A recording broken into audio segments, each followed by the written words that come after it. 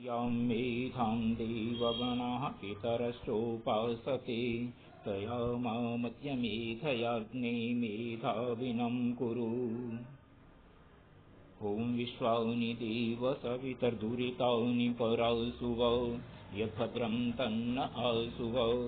मित्रों, स्नातक द्वितीय वर्ष की इस कक्षा में आप सबका स्वागत है। हम सब मिलकर के अभिज्ञान शाकुंतल पढ़ रहे हैं और अभिज्ञान शाकुंतल के द्वितीय अंक के 11 पद्य तक कल पढ़ चुके हैं। आज 12वां और 13वां पद्य पढ़ रहे हैं। राजा दुष्यंत शिकार खेलने के लिए जंगल में गया और कण्वाश्रम के पास पहुंच गया। वहां जाकर के वो उन तपोवनवासी कन्याओं से मिला और शकुंतला के प्रति आसक्त हो गया। अब उसका नगर जाने के लिए, हस्तिनापुर आने के लिए मन नहीं करता, वहां रुका हुआ है। ये बात विदूषक और उसके बीच में चल रही है और वो कहता है कि मेरे प्रति शकुंतला आसक्त है, ऐसा मुझे लगता है। तो विदूषक उसको एक बात कहता है, वहां से आगे अपन पढ़ रहे हैं। विदूषक कह रहा है, न खलु दृष्ट मात्रस्य तवांकम समारोहति।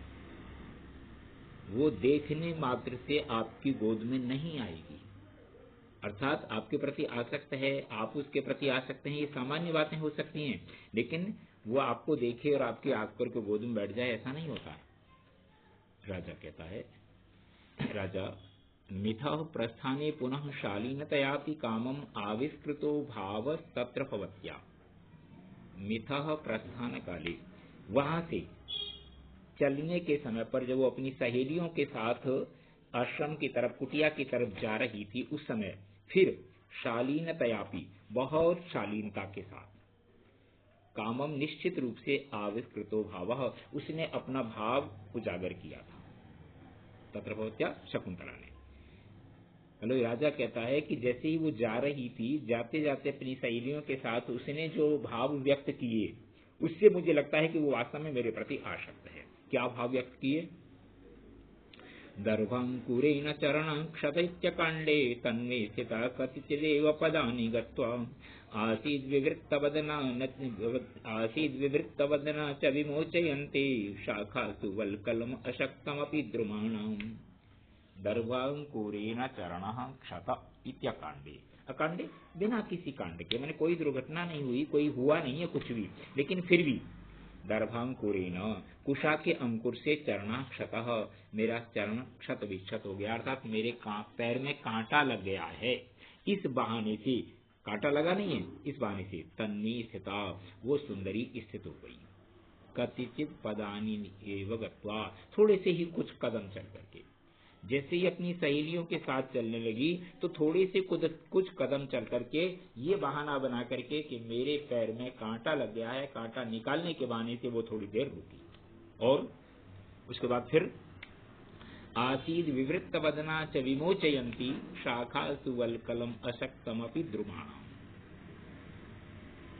द्रुमाणाम शाखासु, पेड़ों की शाखाओं पर, अशक्तम वल्कलम अपि, न उलझे हुए वल्कल को भी, विमोचयंती, छुड़ाने का बहाना करती हुई, विवृत्त वदना आसीत, वो पीछे की तरफ मुंह करके देख रही थी।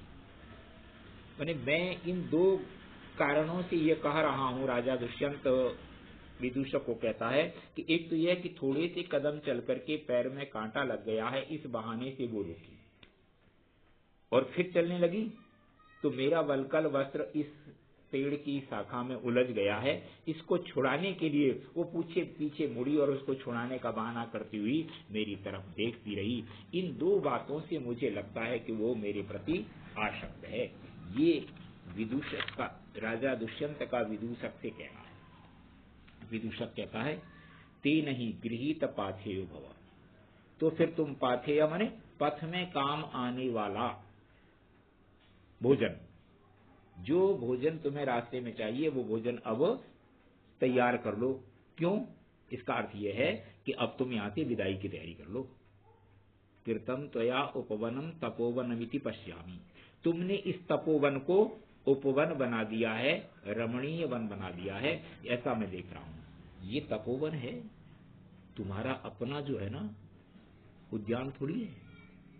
तुमने तो इसको जो है ना आनंदवन बना दिया, इसलिए अब तुम यहाँ से तैयारी करो चलने की।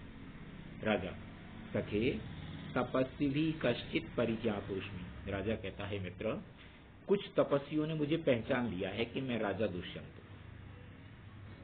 चिंतय तावत केन अपदेशेन पुनः आश्रम पदम गच्छामः। तो थोड़ा सा चिंतन करो कि किस बहाने से हम दोबारा से आश्रम में प्रवेश करें, आश्रम में जाएं। मतलब मेरी इच्छा है कि मैं एक बार शकुंतला से मिलूं, इसलिए जाऊं, पर कुछ तपस्वियों ने मुझे पहचान लिया है, तो तुम ऐसा कोई बहाना सोचो जिस बहाने से हम आश्रम में जा सकें। विदूषक कहता है, को परोपदेशो युष्माकम राज्यम। अरे तुम राजाओं के लिए कौन सा बहाना चाहिए, सीधे सीधे जाओ और कह दो। क्या कहना है? निवार षष्ठ भागम अस्माकम उपरंतु। अपना जो निवार आदि जो पैदा होते हैं ना तुम्हारे आश्रम में, उसका छठा हिस्सा हमें कर के रूप में दे दो। भाई राजा कर लेता है, सबसे लेता है, सभी वर्णों से लेता है, इन तपस्वियों से भी मांग लो। ये बात विदूषक ने जब राजा से कही तो राजा कहता है, मूर्ख, अन्यदेव भागदेय एतेषां रक्षणे निपतति यद रत्र राशिरपि विहाय अभिनंद्यम। राजा कहता है कि तुम मूर्ख हो, अन्यदेव भागदेय, दूसरा ही कुछ भाग कर के रूप में एतेषां, इनके रक्षण करने में निपतति प्राप्त होता है। माने हम इनकी रक्षा करते हैं, उसके बदले में ये हमें कर के रूप में क्या देते हैं? निवार का छठा भाग नहीं, बहुत कुछ देते हैं। वो कैसा है? यद रत्न राशिरपि अभिनंद्य, उन रत्न राशियों को भी अभी छोड़ करके अभिनंद्यम, प्रशंसनीय है। माने पैसा टका ये सामान्य चीजें हैं, उन सबसे कहीं अधिक बहुत कीमती जो है ये अपना कर के रूप में हमको देते हैं। कैसे? यद उत्तिष्ठति वर्णेभ्यो नृपाणां क्षयितत् फलम तपः सद्भागम अक्षयम ददात्यारण्यकाहिनः। यद उत्तिष्ठति प्राप्त होता है, वर्णेभ्य ब्राह्मण क्षत्रिय वैश्य शूद्र आदि जो वर्ण हैं, उन वर्णों से जो भी हमें कर के रूप में धन प्राप्त होता है, क्षयी तत्फलम, वो फल क्षय होने वाला है। माने जो भी चीज मिलेगी सब नष्ट हो जाने वाली है। लेकिन तपः सद्भागम अक्षयम, आरण्य का नह ददति, ये जो जंगल में रहने वाले अरण्यवासी हैं, तपोवन में रहने वाले तपस्वी लोग हैं, ये अपने तप का छठा भाग हमको देते हैं, जो अक्षय फल है, जिसके कारण से ही हमारा राजपाट प्रशासन सुशासन ये सारा सुरक्षित है।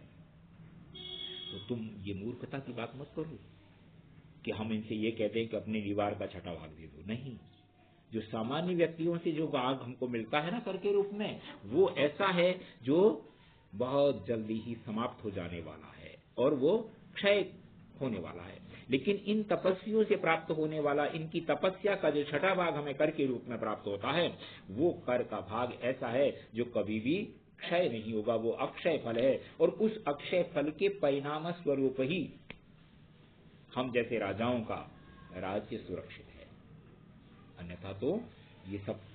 तो ये बात जैसे ही वो कहता है तो विदूषक को लगता है कि हाँ ये बात तो सत्य है। ये बात चल रही थी इनके बीच में, इसी बीच पर्दे के पीछे से कुछ आवाज आती है। तो मित्रों, आज का पाठ अपन यहाँ समाप्त करते हैं इस 13वें पद्य के साथ, इस सूचना के साथ कि अपने को पुस्तक लेकर के पढ़ना है। इससे आगे वाला अपन कल पढ़ेंगे। धन्यवाद।